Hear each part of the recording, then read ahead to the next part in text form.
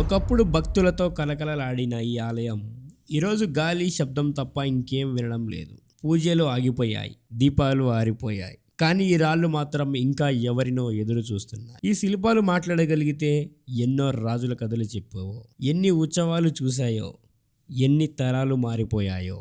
కాలం వాటి గొంతును మూయించింది, కానీ చరిత్ర మాత్రం ఇంకా సజీవంగానే ఉంది. ఒకప్పుడు దేవుడి సన్నిధిగా వెలిగిన ఈ ప్రదేశం నేడు ముళ్ళ పొదల మధ్య కనిపించకుండా పోతుంది. మనుషులు మర్చిపోయారు, ఈ రాళ్ళు మాత్రం తన గతాన్ని మర్చిపోలేదు. ఈ విరిగిన నంది, పగిలిన శిల్పాలు, కూలిన స్తంభాలు అన్నీ ఓ స్వర్గానికి నిశ్శబ్ద సాక్షులు. కాలం గెలిచింది, కానీ వాటి గౌరవాన్ని చెరపలేకపోయింది. శిథిలం అంటే ముగింపు కాదు, ఒక గొప్ప చరిత్రకు మిగిలిన చివరి జ్ఞాపకం. చరిత్ర చనిపోదు, మనం దాన్ని మర్చిపోతాం. అందుకే ఈ శిథిలాలు ఇంకా ఇక్కడే నిలబడి తమ కథను ఎవరొకరు వినిపించకపోతారా అనే రోజు కోసం ఎదురు చూస్తున్నాయి.